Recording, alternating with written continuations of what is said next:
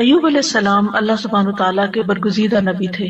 اللہ تعالیٰ کی طرف سے ان پر ایسی شدید آزمائش آئی کہ وہ بہت لمبی بیماری میں مبتلا ہو گئے، اور اس کی وجہ سے ان کے اہل و عیال بھی ان سے جدا ہو گئے، یا یہ بھی کہا جاتا ہے کہ وہ فوت ہو گئے، مال مویشی بھی ہلاک ہو گئے. لیکن ایوب علیہ السلام نے ہر مصیبت پر صبر کیا، اپنے رب پر بھروسہ کیا، کوئی شکوہ نہیں کیا، کوئی واویلا نہیں کیا، کوئی شکایت نہیں کی. جب تکلیف حد سے بڑھ گئی تو انہوں نے اللہ تعالیٰ سے دعا کی، اے میرے رب مجھے بیماری لگ گئی ہے اور تو رحم کرنے والوں میں سب سے زیادہ رحم کرنے والا ہے. تو اللہ سبحانہ تعالیٰ نے ان پر اپنی رحمت نازل کی، ان کی دعا قبول فرمائی اور حکم دیا کہ زمین پر اپنا پاؤں مارو. انہوں نے پاؤں مارا تو ٹھنڈے پانی کا چشمہ نمودار ہو گیا. حکم ہوا کہ اسے پیو اور اس سے غسل کرو. وہ مبارک پانی پینے اور اس پانی کے ساتھ غسل کرنے سے ان کی ساری بیماری دور ہو گئی. یعنی پانی ان کے لیے شفا کا باعث بن گیا اللہ کے اذن سے، اور وہ پوری طرح صحت مند ہو گئے. اللہ تعالیٰ نے انہیں ان کے گھر والے بھی عطا فرما دیے اور اتنے ہی اور بھی دے دیے. وَأَيُّوبَ إِذْ نَادَىٰ رَبَّهُ، اور ایوب کو یاد کیجیے علیہ السلام جب اس نے اپنے رب کو پکارا. ندا کا لفظ ہے، نادا. ندا کہتے ہیں بلند آواز سے پکارنے کو، یعنی ایک دعا ہوتی ہے جو ہم چپکے چپکے مانگتے، جیسے زکریا علیہ السلام نے مانگی. اذ نادا ربہ نداء خفیہ، وہاں ندا کا لفظ ہے لیکن نداء خفیہ یعنی ایسی پکار تھی جو کہ چپکے چپکے تھی، لیکن یہاں پر صرف ندا کا لفظ ہے، نادا کا لفظ ہے. تو انہوں نے اپنے رب کو پکارا. دونوں طرح پکارنا چاہیے، دل ہی دل میں، چپکے چپکے اور بلند آواز سے بھی. رب ہر طرح سنتا ہے. کیا پکار کے کہا؟ انی مسنی الضر، یا رب مجھے تکلیف پہنچی ہے. در سے مراد انسان کی جسمانی بدحالی ہے، بیماری، لاغری، بڑھاپا، یہ سب چیزیں در میں آتی ہیں. وانت ارحم الراحمین، اور آپ سب رحم کرنے والوں میں سب سے بڑھ کر رحم کرنے والے ہیں. کتنا خوبصورت انداز ہے پکارنے کا، دعا کرنے کا. مختصر الفاظ ہیں، کوئی لمبی چوڑی باتیں نہیں ہیں، چند لفظ ہیں لیکن بڑے ہی جامع لفظ، اور کسی چیز کا مطالبہ بھی نہیں کیا، صرف رحم کی درخواست کی، یعنی اللہ تعالیٰ کی رحم کا ایک طرح سے واسطہ دیا. وانت ارحم الراحمین. تو کیا ہوا نتیجہ؟ فاستجبنا لہ، ہم نے اس کی دعا قبول کر لی، اس کی گریہ ازاری قبول کر لی. فکشفنا بہ من ضر، اور جس تکلیف میں ہم نے اسے مبتلا کیا تھا اس سے عافیت عطا کر دی. وآتیناہ اہلہ ومثلہم معہم، اور جس طرح انہیں پہلے اللہ تعالیٰ نے اہل و عیال اور مال و دولت اور صحت اور عافیت عطا کی تھی، وہ سب چیزیں اللہ تعالیٰ نے لوٹا دی، بلکہ اور بھی زیادہ عطا کی. اور دنیا کی نعمتوں کے ساتھ اس صبر پر آخرت کے بڑے اجر و ثواب کا بھی وعدہ کیا. اللہ تعالیٰ نے ایک دوسرے مقام پر ایوب علیہ السلام کے صبر کی تعریف کی ہے. انا وجدناہ صابرا نعم العبد انہ اواب، بے شک ہم نے اسے صابر پایا. اللہ نے گواہی دے دی کہ وہ صبر کرنے والے تھے. ہم صبر بھی کرتے تو بعض اوقات ایسی تکلیف میں ہوتے ہیں کہ سوچتے ہیں پتہ نہیں یہ بھی صبر ہے یا نہیں، یعنی ہمارا صبر بھی صبر ہے یا نہیں، اس میں بھی ڈاؤٹ ہو جاتا ہے. تو اللہ سبحانہ تعالیٰ نے ان کے صبر کو مان لیا کہ صابر ہیں. نعم العبد، کتنا اچھا بندہ. تو اس سے پتہ چلتا ہے کہ صبر کرنے والا، غم سے گزرنے والا جب صبر کرتا ہے تو اللہ تعالیٰ کا محبوب بن جاتا ہے، اور ساتھ ہی یقیناً وہ بہت رجوع کرنے والا تھا. یعنی اس کا یہ مطلب نہیں کہ پہلی دفعہ وہ دعا کر رہے تھے یا پہلی دفعہ وہ رب کی طرف انہوں نے رغبت کی تھی اتنے سال کی بیماری گزار کر، اور پہلے انہوں نے کبھی نہیں پکارا تھا. انہ اواب، وہ بہت زیادہ رجوع کرنے والے تھے رب کی طرف، بہت زیادہ اپنے رب کو پکارنے والے تھے. پھر فرمایا رحمتا من عندنا، انہوں نے ارحم الراحمین کہا تو یہاں پر اللہ تعالیٰ نے ان کو اپنی رحمت سے نوازا. رحمتا من عندنا، اپنے پاس سے رحمت عطا کی. اور یہ رحمت کیا تھی؟ اول شدید بیماری اور تکلیف اور آزمائش کے ساتھ ان پر رحم کیا، پھر انہیں صبر کی توفیق دے کر ان پر رحم کیا، پھر دعا قبول کر کے ان پر رحم کیا، پھر دعا قبول کرنے کے بعد صحت کے ساتھ اور مال و دولت وغیرہ لوٹایا اس کے ساتھ. تو یہ سب کچھ اللہ تعالیٰ کی عظیم رحمت تھی. رحمتا من عندنا. اور پھر آپ دیکھیں کہ اس رحمت کا ایک ظاہری مینیفیسٹیشن کیا تھا.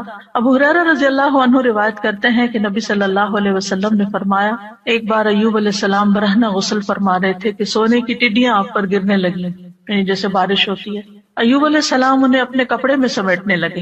ان کے رب نے انہیں پکارا کہ اے ایوب، کیا میں نے تمہیں اس چیز سے بے نیاز نہیں کر دیا جسے تم دیکھ رہے ہیں؟ یعنی مجھے معلوم ہے کہ تمہارے دل میں اس کی کوئی لالچ نہیں، کوئی رغبت نہیں، تمہیں اس کی ضرورت نہیں، تمہارے پاس اللہ نے پہلے سے ہی بہت کچھ عطا کر دیا ہے، تو تم پھر کیوں یہ سمیٹ رہے ہو؟ ایوب علیہ السلام نے جواب دیا، ہاں تیری بزرگی کی قسم، لیکن تیری برکت سے میرے لیے بے نیازی کیسے ممکن ہے، یعنی اس سے میں بے نیاز نہیں ہو سکتا۔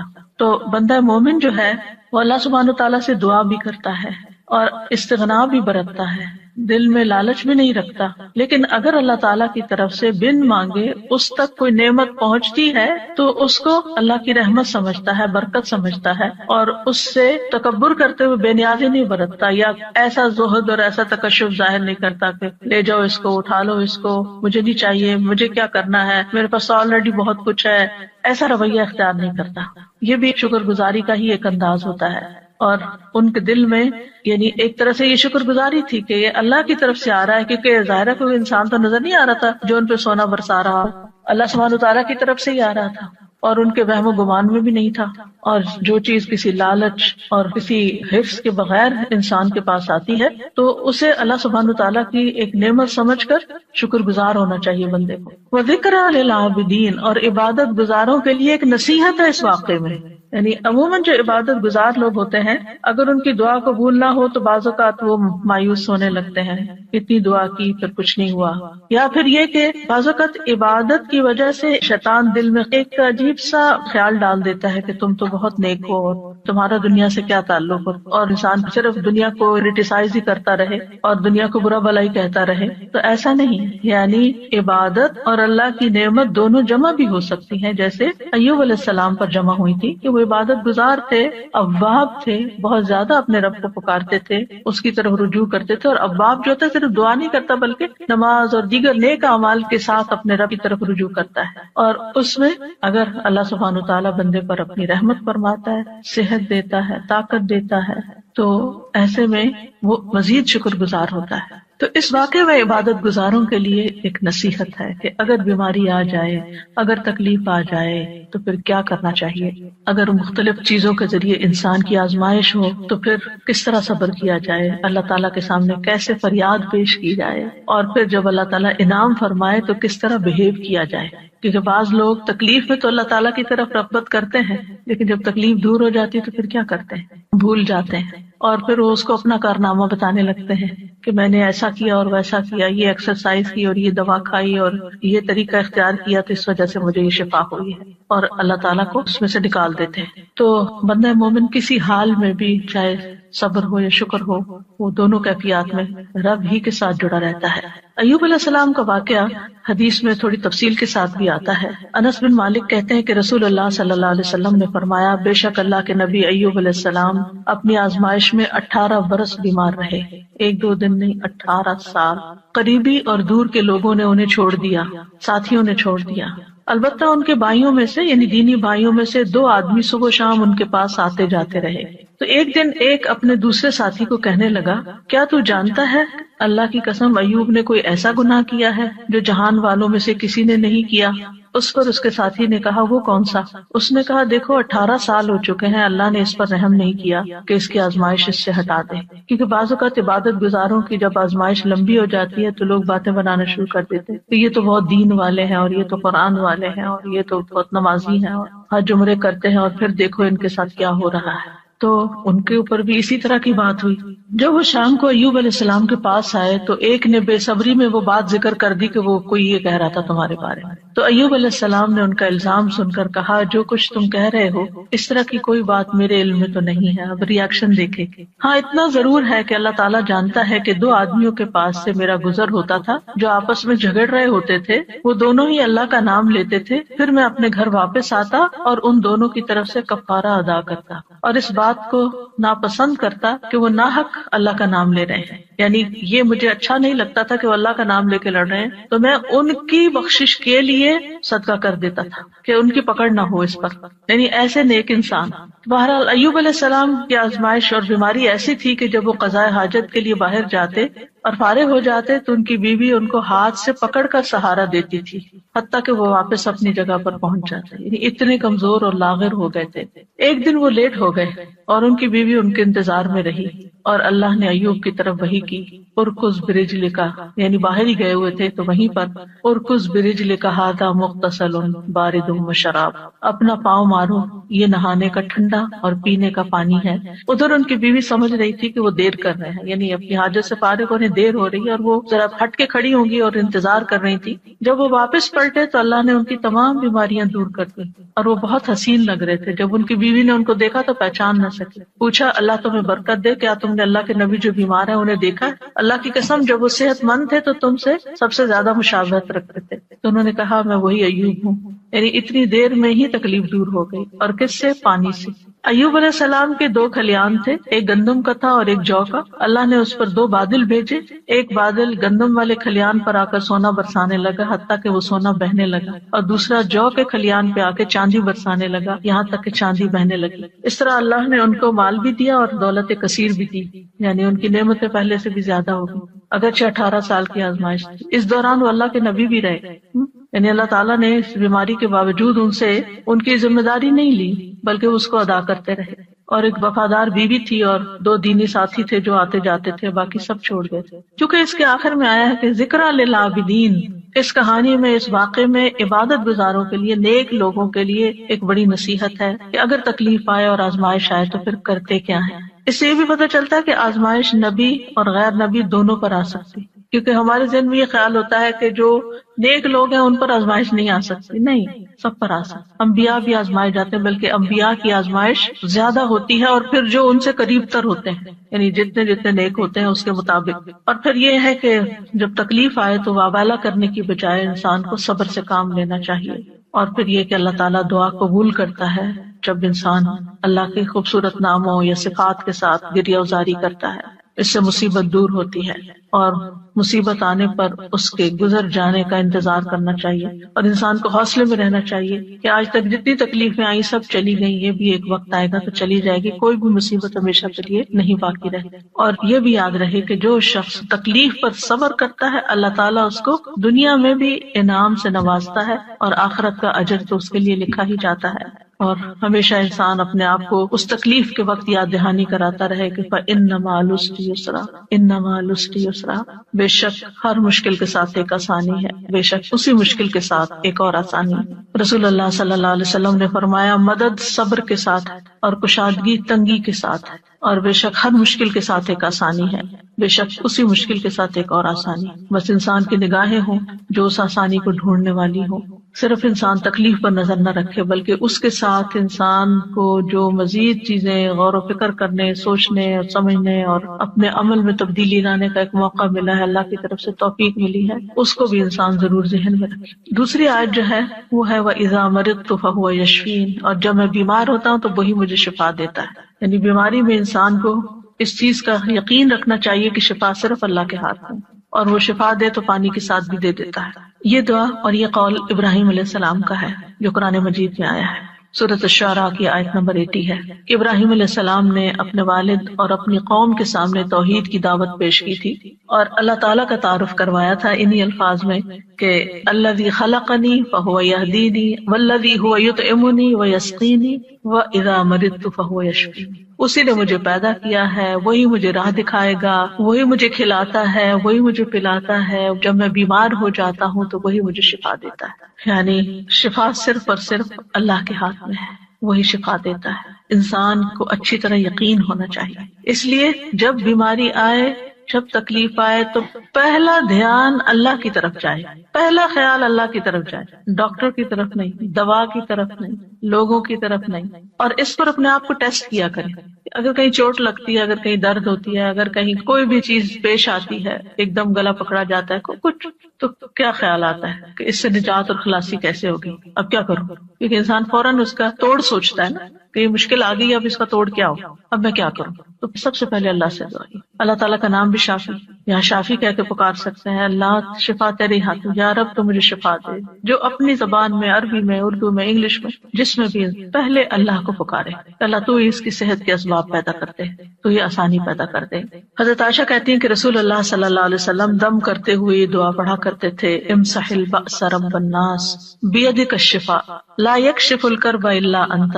اے لوگوں کے رب، تکلیف کو دور کر دے، شفا تو تیرے ہی ہاتھ میں ہے، تیرے سوا اس کو دور کرنے والا اور کوئی نہیں. کیونکہ تکلیف ہمارے عقیدہ توحید کو بھی آزماتی ہے، اس کی بھی آزمائش کے لیے آتی ہے. تو جب انسان کہتا ہے کہ صرف اللہ ہی کر سکتا ہے اور وہی سبب پیدا کرے گا اور باقی سب اسباب ہے، دوا ہو یا دعا ہو یا پھر کوئی ڈاکٹر کی یا کسی انسان کی مدد ہو، یہ سب وسائل ہیں، یہ اسباب ہیں، یہ وسائل ہیں، جبکہ اس کو دور کرنے کی طاقت صرف اللہ میں ہے، کرتا وہی ہے. تو آپ دیکھیے کہ ابراہیم علیہ السلام کا یہ ادب ہے، اور وہ کہتے ہیں کہ بیماری اور شفا دونوں اللہ ہی کی طرف سے ہیں، لیکن بیمار ہونے کی نسبت انہوں نے اپنی طرف کی ہے کہ جب میں بیمار ہوتا ہوں، میں بیمار کرتا تو اللہ، لیکن جب میں بیمار ہوتا ہوں فہو یشفی، تو وہ مجھے شفا دیتا ہے. یعنی اگرچہ خیر اور شر دونوں کا خالق اللہ ہے، لیکن شر کی نسبت اپنی طرف کی ہے اور خیر کی نسبت اللہ تعالیٰ کی طرف کی ہے. کہا جاتا ہے نا کہ تندرستی 1000 نعمت ہے.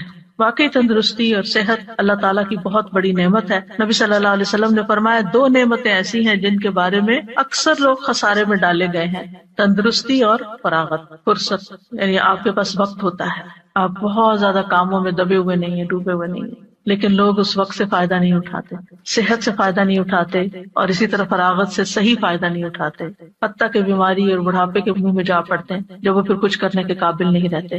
اور ہمیں یہ بھی حکم دیا گیا ہے کہ ہم صحت کی حفاظت کریں، اپنے جسم پر ناروا بوجھ نہ ڈالیں. عبداللہ ابن عمرو ابن العاص کہتے ہیں نبی صلی اللہ علیہ وسلم کو میرے بارے میں یہ بات پہنچی کہ میں مسلسل روزے رکھتا ہوں اور رات بھر نماز پڑھتا ہوں، دن کو روزہ رات کو نماز، نہ کھانا نہ نیند، یعنی بہت کم دونوں چیزیں. تو آپ نے میری طرف پیغام بھیجا کہ ملاقات کے لیے حاضر ہوں، تو میں نے آپ سے ملاقات کی. آپ نے فرمایا کیا مجھے یہ خبر نہیں دی گئی کہ تم روزے رکھتے اور افطار نہیں کرتے اور رات بھر نماز پڑھتے رہتے ہو؟ یعنی مجھے یہ معلوم ہے، یہ نہیں بتایا کس نے بتایا کیا، یعنی مجھے یہ اطلاع پہنچی ہے، کنفرم کرو یہ ایسے ہی ہے. تو جب انہوں نے کہا کہ ہاں، تو آپ نے فرمایا تم اس طرح نہ کرو، کیونکہ تمہاری آنکھوں کا بھی تم پر حق ہے، تمہارے نفس کا بھی تم پر حق ہے، تمہاری بیوی کا بھی تم پر حق ہے. تم روزہ بھی رکھو اور افطار بھی کرو، نماز بھی پڑھو اور سویا بھی کرو، اور ہر 10 دنوں میں 1 دن کا روزہ رکھ لو، یہ تمہارے لیے 9 روزوں کا اجر بن جائے گا. اور ایک اور روایت میں آتا ہے، صحیح بخاری کی روایت ہے، آپ نے فرمایا اگر تم ایسا کرتے رہے، یعنی ہر وقت روزے سے رہے اور ہر وقت جاگتے رہے، تو تمہاری بینائی کمزور ہو جائے گی اور تمہارا نفس تھک جائے گا. یعنی عبادت میں بھی اعتدال کرو، اس طرح کا بوجھ اپنے اوپر نہ ڈالو کہ تم بیمار پڑ جاؤ. تو اس سے کیا پتہ چلتا ہے اس حدیث سے کہ ہمارا دین ہمیں اعتدال سکھاتا ہے، اور یہ سکھاتا ہے کہ ہم اپنی جان کا بھی حق ادا کریں، اپنے گھر والوں کا بھی حق ادا کریں، اور اپنے جسم کا، آنکھوں کا اور باقی تمام چیزوں کا. اسی طرح ایک حدیث سے ہمیں یہ پتہ چلتا ہے کہ نیک انسان کے لیے صحت مالداری سے زیادہ بہتر ہے. یعنی صحت جو ہے یہ بڑی دولت ہے مال سے بھی، تو اس لیے مال کماتے ہوئے بھی انسان کو اپنی صحت برباد نہیں کرنی چاہیے. عبداللہ بن خبیب اپنے چچا سے روایت کرتے ہیں کہ ہم لوگ ایک مجلس میں تھے کہ رسول اللہ صلی اللہ علیہ وسلم ہمارے پاس تشریف لائے. سر مبارک پر پانی کے اثرات تھے، تو ہم نے کہا اللہ کے رسول ہم آپ کو بہت خوش دیکھ رہے ہیں. آپ نے فرمایا ہاں. پھر لوگ مال و دولت کا، مالداری کا تذکرہ کرنے لگے، تو آپ نے فرمایا اللہ عز و جل سے ڈرنے والے کے لیے مالدار ہونے میں کوئی حرج نہیں. یعنی ایک شخص کے اندر اگر اللہ کا تقوی اور خوف ہے اور ساتھ اس کے پاس مال بھی بہت ہے تو کوئی حرج نہیں، کوئی گناہ کی بات نہیں. البتہ اللہ عز و جل سے ڈرنے والے کے لیے مالداری سے زیادہ بہتر چیز صحت ہے، اور دل کا خوش ہونا اللہ کی نعمت ہے. یعنی اگر انسان صحت مند ہے اور اس کے دل میں بھی اطمینان ہے اور وہ خوش ہے تو یہ بہت بڑی نعمت ہے. آج آپ دیکھیں کہ بعض لوگ دنیاوی اعتبار سے بہت کامیابیاں حاصل کر لیتے ہیں، بڑے بڑے ریکارڈ توڑ لیتے ہیں، لیکن پھر کیا ہوتا ہے اس کے بعد جو ایک دم ڈپریشن کا شکار ہوتا ہے. آج ہی میں ایک نیوز دیکھ رہی تھی تو اس میں ایک بہت ہی مشہور کھلاڑی ہے، بے شمار اس کے فینز ہیں، نام میں نہیں لوں گی، لیکن اس نے کہا کہ میں کھیل رہا تھا اور کھیلتے کھیلتے میں گول کر رہا تھا اور ایک دم مجھ پہ ڈپریشن کا اٹیک ہوا اور اس کے بعد میں پیچھے پیچھے پیچھے پیچھے گرتا چلا گیا. یعنی ساری دنیا اس کی طرح لک فارورڈ کر رہی ہے اور اس کو دیکھ کے خوش ہو رہی ہے اور تالیاں بجا رہی ہے، اور اس پر لمحے کے لمحے میں آن کی آن میں ایک ایسی آزمائش آتی ہے، اچانک اس کے اوپر ایک ایسی بیماری آ جاتی ہے تو ہمیں نہیں پتا، کسی لمحے کا نہیں پتا کہ کس وقت ہمارے ساتھ کیا ہو جائے. لہٰذا اگر اللہ نے ہمیں اطمینان قلب نصیب کیا ہے تو اس وقت پھر اس نے اپنی ذہنی حالت اور پھر کس طرح اس نے پبلکلی اس کو ایکسپٹ کیا کہ میں بیمار ہوں، اور لوگ اس کو ماننے کو تیار نہیں. یعنی لوگ کیا چاہتے ہیں، ہمارے ہیروز جو ہیں وہ تو سپر سے سپر مین ہی نظر آئے، وہ کبھی اظہار ہی نہ کریں کہ ان کو کوئی تکلیف ہے یا ان کو کوئی پریشانی. لیکن انسان تو کہیں بھی پہنچ جائے وہ انسان ہے اور کمزور ہے، اور اللہ تعالیٰ دکھاتا ہے کہ کوئی بھی انسان خدا نہیں ہے. لیکن ہوتا ہی ہے کہ ہم کچھ انسانوں کو خدا کا درجہ دے دیتے ہیں اور ان سے ایسی توقعات وابستہ کر لیتے ہیں کہ نہ یہ کبھی بیمار ہوں گے اور نہ ہی کبھی ان کو کوئی تکلیف آئے گی اور نہ ہی ان پر کوئی آزمائش آئے گی. تو ایسا نہیں سوچنا چاہیے. انسان انسان ہے اور انسان کمزور ہے، اور انسان دنیا میں مال و دولت کے یا شہرت کے کسی بھی مقام پہ پہنچ جائے اس کے ساتھ کسی وقت بھی کچھ ہو سکتا ہے. تکلیف نعمت میں بھی بدل سکتی ہے اور نعمت تکلیف میں بھی بدل سکتی ہے. اس لیے انسان کو اللہ تعالیٰ کی طرف رجوع کرتے رہنا چاہیے اور عافیت کی دعا مانگتے رہنا چاہیے. لیکن ہمیں جو اس حدیث سے پتہ چلتا ہے وہ یہ کہ مالداری سے زیادہ بہتر چیز صحت ہے. بعض اوقات آپ نے دیکھا ہوگا کہ کوئی غریب سے غریب شخص ہے لیکن انتہائی ایکٹیو، صحت مند، بھاگ دوڑ کرنے والا، کام کرنے والا، جس سے عموماً بیک ہوم میڈز وغیرہ ہوتی ہیں تو وہ کتنی ایکٹیو ہوتی ہیں، لیکن ان کو اپنی اس نعمت کی قدر ہی نہیں ہوتی کہ اللہ نے ہمارے ہاتھ پاؤں چلتے رکھے ہیں اور ہم کام کر سکتے ہیں اور ہمیں کسی کے اس لحاظ سے محتاجی نہیں ہے. ہم دوسروں کی خدمت کر رہے ہیں، ہم ان سے بہتر ہیں کہ ان کو ہماری ضرورت ہے جبکہ ہمیں ان کی اس طرح ضرورت نہیں ہے. لیکن وہ اس نعمت کی قدر کرنے کے بجائے اس غم میں رہتے ہیں کہ ان کے پاس بڑا گھر ہے، یہ گاڑی ہے، اور ہمارے پاس نہیں ہے تو ہم محروم ہیں. اللہ کے اس حدیث کی روح سے زیادہ محروم وہ ہے جس کے پاس صحت نہیں ہے.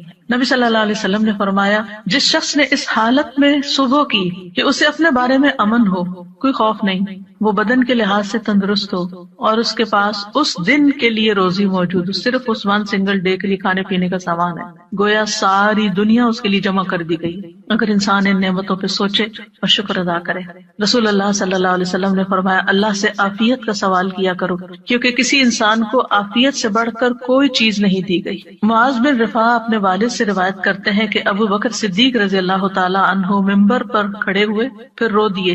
فرمایا، گزشتہ سال رسول اللہ صلی اللہ علیہ وسلم ممبر پر کھڑے ہوئے، یہ کہہ کر ابو بکر پھر رو پڑے اور فرمایا، اللہ سے معافی اور عافیت کا سوال کرو کیونکہ یقین کے بعد عافیت سے بڑھ کر کوئی نعمت کسی کو نہیں دی گئی. اسی طرح نبی صلی اللہ علیہ وسلم نے ایک شخص کو نصیحت کرتے ہوئے فرمایا کہ 5 چیزوں کو 5 چیزوں سے قبل غنیمت سمجھو: جوانی کو بڑھاپے سے پہلے، صحت کو بیماری سے پہلے، مالداری کو فقیری سے پہلے، فراغت کو اپنی مصروفیت سے پہلے، زندگی کو موت سے پہلے. اسی طرح آپ نے ایک موقع پر ابن عمر سے فرمایا، جب تم صبح کرو تو اپنے دل میں شام ہونے کا نہ سوچو، شام کا انتظار نہیں کرو. شام ہو تو صبح ہونے کا نہ سوچو، یعنی جو وقت ہے اس میں جیو، اس کی قدر کرو، اس وقت سے فائدہ اٹھاؤ، اس میں اچھا اچھا کام کر لو. یہ نہ سوچو اچھا صبح ہوگی تو پھر کر لیں گے، اگر اس وقت ہے تو پھر اس وقت وہ کام کر لو، کیونکہ عبداللہ تم نہیں جانتے کل تمہارا نام کیا ہوگا، یعنی مردوں میں ہوگے یا زندوں میں ہوگے. اور یہ بہت بڑی نصیحت ہے. آج کے لوگ بہت سے تجربے کرنے کے بعد اس نتیجے پہ پہنچے ہیں اور اب یہ بات بہت ان ہو گئی ہے کہ لیو ان مومنٹ، ناؤ کی اہمیت، اور اس پہ کتابیں باقاعدہ لکھی گئی ہیں کہ اس مومنٹ میں جیو جس میں جی رہے ہو اور اس کو انجوائے کرو. لیکن بہت سے لوگ جو وقت اس وقت ہے اس کی قدر نہیں کرتے، یا ماضی کے بارے میں سوچتے رہتے ہیں کہ یہ کیوں ہو گیا، وہ یا مستقبل ہائی کیا ہوگا، کس نے جانا. بعض لوگ پریشان رہتے ہیں ہمارے بڑھاپے کا کیا ہوگا. ہمیں کیا پتا کہ ہم بڑھاپے تک زندہ بھی ہیں یا نہیں ہیں. تو جو اللہ نے دیا ہے اس سے خوب فائدہ اٹھا لینا چاہیے، اس کا شکر ادا کرنا چاہیے. پھر اسی طرح یہ ہے کہ انسان کو نہ صرف یہ کہ اپنی صحت بلکہ اپنے ماحول کی صحت کا بھی خیال رکھنا چاہیے اور اس کے لیے بھی دعا کرنی چاہیے. جیسے نبی صلی اللہ علیہ وسلم نے مدینہ والوں کے لیے دعا کی تھی، اے اللہ ہمارے دلوں میں مدینہ کی محبت اسی طرح پیدا کر دے جس طرح مکہ کی محبت، بلکہ اس سے بھی زیادہ. اے اللہ ہمارے سا اور مد میں برکت عطا فرما اور مدینہ کی آب و ہوا ہمارے لیے صحت افزا کر دے. یہاں کے بخار کو جوفا میں بھیج دے، یعنی کہیں اور چلا جائے، مدینہ کو ایک پرامن جگہ بنا دے. تو انسان کو اپنے بدن میں بھی عافیت کی دعا کرنی چاہیے، اپنے گھر میں بھی، اپنے شہر میں، اپنے ملک میں، کہ جہاں ہم رہتے ہیں امن امان کے ساتھ رہ سکتے ہیں. کیونکہ انسان امن کے ساتھ ہی بہت پروڈکٹیو ہو سکتا ہے. جب انسان کے اوپر ایک خوف سوار ہوتا ہے، اس کے حالات پریشانی کا شکار ہوتے ہیں، تو اس کو یہ نہیں سمجھ آتی کہ مجھے کیا کرنا چاہیے. یعنی بعضوں کا دل جمتا ہی نہیں پھر کسی کام کو کرنے کے لیے. پھر اس بات کو یاد رکھنا چاہیے کہ بیماری کا آنا اللہ کی طرف سے ایک امتحان ہوتا ہے. اللہ تعالیٰ کسی وقت کسی کو بھی آزما سکتا ہے. وَلَنَبْلُوَنَّكُمْ بِشَيْءٍ مِّنَ الْخَوْفِ وَالْجُوعِ وَنَقْصٍ مِّنَ الْأَمْوَالِ وَالْأَنفُسِ وَالثَّمَرَاتِ وَبَشِّرِ الصَّابِرِينَ. ہم ضرور تمہیں خوف، فاقے، نیز جان و مال اور پھلوں کے خسارے میں مبتلا کر کے تمہاری آزمائش کریں گے. تو اس میں جان جو ہے اس کی آزمائش میں صحت کی آزمائش بھی شامل ہے، یعنی جان جانے کے علاوہ دنیا میں رہتے ہوئے انسان بیمار رہے. پھر یاد رکھیے کہ تکلیف اور بیماری انبیاء کو بھی آ سکتی، جیسے ہم نے ایوب علیہ السلام کے بارے میں پڑھا کہ 18 سال بیمار رہے، اور اسی طرح رسول اللہ صلی اللہ علیہ وسلم کو بھی کئی دفعہ بخار آیا. ابو سعید کہتے ہیں کہ وہ رسول اللہ صلی اللہ علیہ وسلم کے پاس آئے، آپ بخار میں مبتلا تھے، آپ پر چادر تھی، انہوں نے اپنا ہاتھ چادر پہ رکھا، کہا کہ اللہ کے رسول آپ کا بخار بہت سخت ہے. آپ نے فرمایا بے شک ہمارا حال اسی طرح ہوتا ہے، ہم پر آزمائش سخت ہوتی ہے اور ہمیں اجر بھی دگنا دیا جاتا ہے. یعنی ایک عام بندہ جس چیز سے آزمایا جاتا ہے، ایک دین والا اور پھر خاص طور پہ نبی، اس سے بڑی آزمائش میں مبتلا کیا جاتا ہے، کیونکہ جس کا درجہ جتنا بلند ہوتا ہے اس کی آزمائش بھی اتنی بڑی ہوتی ہے. انہوں نے پوچھا اللہ کے رسول صلی اللہ علیہ وسلم لوگوں میں آزمائش کے لحاظ سے سخت کون ہوتا ہے؟ آپ نے فرمایا انبیاء. کہا پھر کون؟ فرمایا علماء. کہا پھر کون؟ فرمایا نیک لوگ. یعنی جیسے جیسے آپ کے درجے ہوں گے اسی حساب سے آزمائش ہوگی.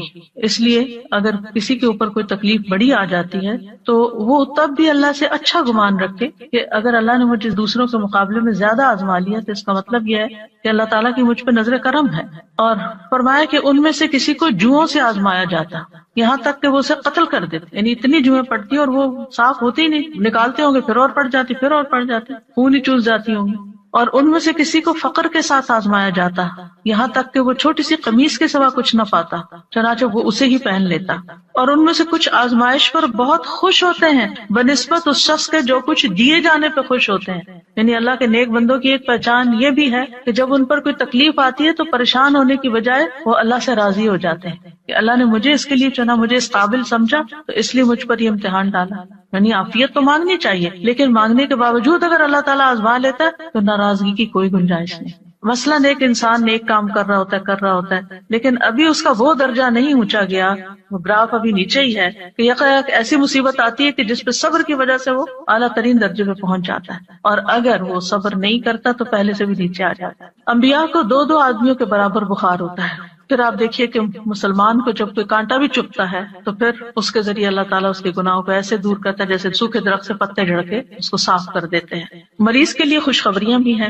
اب اپنی کوئی نہ کوئی بیماری تکلیف یاد کر لی، کیونکہ آج کل تو ہر شخص کسی نہ کسی بیماری میں کہیں نہ کہیں مبتلا رہتا ہی ہے، اور وہ بہت بودر بھی کرتی ہے بعض اوقات کہ کب میری جان چھوٹے گی اس سے، اور یہ کیوں ہے، اور مجھے اتنی دوا کھانی پڑتی ہے، اور باقی لوگ بغیر دواؤں کے بھاگے دوڑے پھرتے ہیں. تو انسان بلا وجہ اپنے اوپر ایک شیطانی وسوسوں کی وجہ سے بوجھ محسوس کرنے لگتا ہے. لیکن یاد رکھیے کہ اللہ تعالیٰ جس کے ساتھ بھلائی کا ارادہ کرتا ہے اس کو مصیبت میں مبتلا کر دیتا ہے. یہ صحیح بخاری کی روایت ہے، من یرد اللہ بہ خیرا یصب منہ، کیونکہ اس تکلیف اور اس آزمائش اور اس سپن کے اندر سے گزر کے بندہ نکھر جاتا ہے یا پھر پلٹ جاتا ہے. تو یہ جو نکھار ہے نا، اور یہ چمکاؤ جو ہے انسان کے دل کے اندر اور انسان کی پرسنالٹی میں، یہ مشکل سے گزر کر ہی آتا ہے. ام سلمہ کہتی ہیں کہ میں نے رسول اللہ صلی اللہ علیہ وسلم کو فرماتے ہوئے سنا، جب اللہ بندے کو کسی مصیبت کے ساتھ آزماتا ہے اور وہ اپنی حالت اور کیفیت کی بنا پر اسے ناپسند کرتا ہے تو اللہ تعالیٰ اس تکلیف کو اس کے گناہوں کا کفارہ اور اسے پاک کرنے کا سبب بنا دیتا ہے،